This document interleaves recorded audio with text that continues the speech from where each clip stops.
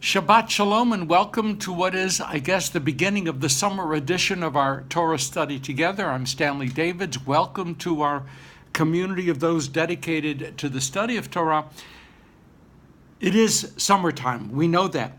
It's summer in Santa Monica because just yesterday I heard references in the public radio to various things that are happening here. Stifling heat wave, the need to cut down on the consumption of electricity in the afternoon, the presence of riptides off of certain of our pristine beaches, and yes, even to the sighting of some sharks offshore, including those sweethearts, the great whites. Hi, great whites. Welcome to Torah study. Baruch atah Adonai Eloheinu melech haolam asher kirishanu b'mitzvotav v'tzivanu la'asok b'divrei Torah. We'll be exploring the Sedra known as Korach. It starts in Numbers, chapter 16. There's a great deal of evidence around the world that many people in our day are not all that satisfied with the institutions that were created, institutions that we ourselves created so as to serve us. Governmental institutions, political institutions, cultural institutions, educational institutions, health institutions, the media, socioeconomic institutions. In fact, we're seeing what is literally a fraying of the social fabric across the globe and a loss of trust and perhaps even a loss of hope. Who has the right to make decisions over our lives? Are wealth and birth the best and perhaps the only ways to enter the true corridors of power? When are we, in the immortal words of Hamilton, going to be able to take our shot at running things? The former crown prince of Saudi Arabia, former as of this past week, seems to be just the latest to fall victim to power plays that shape human relationships. Well, I've got some really good news for us. Our questions and concerns, our anxieties and our fears aren't all that new, because they really are the central concern, the focus of this week's Torah portion, Korach. Moses is facing a tremendous challenge to his leadership. The Israelites don't like the social divisions in their society, and most certainly there were those who thought that Moses was excluding even the elite from any meaningful exercise of responsibility and decision-making. The greatest challenge of all came literally from within the tribe to which Moses and Miriam and Aaron belonged, the tribe of Levi. How shocking is it to discover that more than 3,300 years ago, ego clashes and jealousy within a family already had a major role to play in the communal lives of our ancestors. Big shock. The more things change, the more things remain the same. Le plus ça change, le plus ça la même chose. That's the way things are. And Korach was the leader. That's the guy's name. Korach was the leader of that rebellious pact.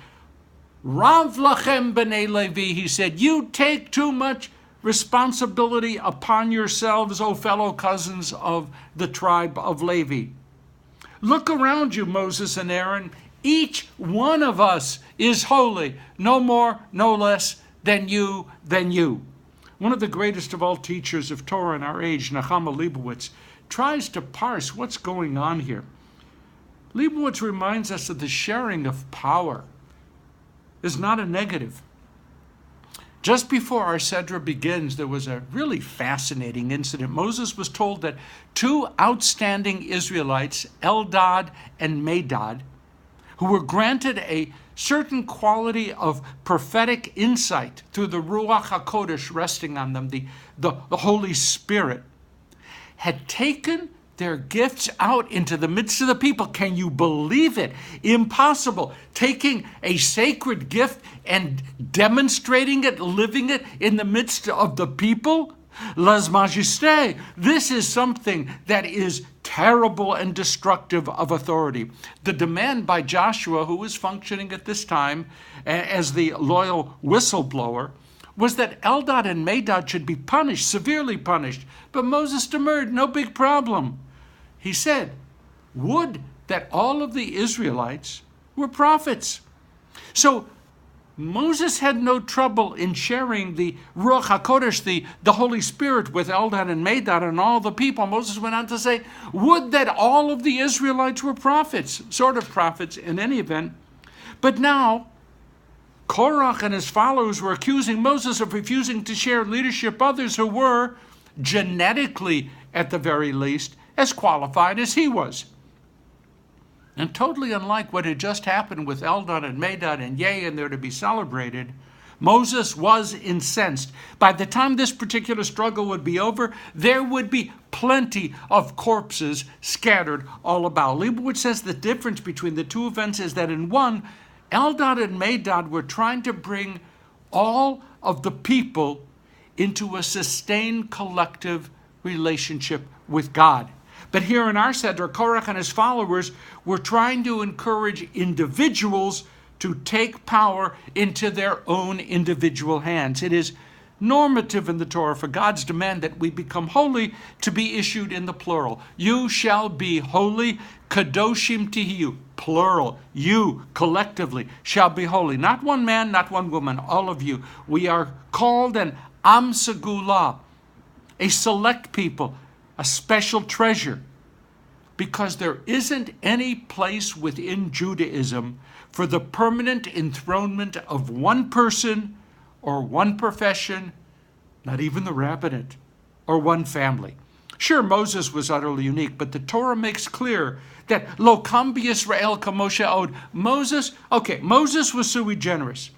There was never again to be one figure who would be in such an unfiltered direct relationship with God. So courts were set up, judges were appointed, generals were selected, elite spies were designated to scout out the land. The tasks of the priesthood were allocated among various families within the tribe of Levi. But holiness was the possession of all of those, all of us, who stood at the foot of Mount Sinai and said, Na'aseh v'nishma, we will do and we will hearken. When Torah, even today, is to be debated or argued, decisions are not reached preemptively through fiat and power plays. Decisions are reached by the give and take of argumentation, by a dialogue of respect, and not by threats of violence and of retribution. We don't have gods walking the earth right now. Truth be told, just among us, we never did. No one possesses absolute insight into what is right or wrong, good or bad, no matter what crown anyone wears. That crown is just a symbol of the trust of the people. The people gives and the people takes away. Shakespeare tells us, uneasy lies the head that wears a crown. Because we all participate in that common denominator known as our shared humanity. Rich and poor, gay and cis, tall and short, black or white, Jew or Christian or Muslim, Buddhist, Hindu, the highly educated, those lacking in formal education, the sick, the healthy.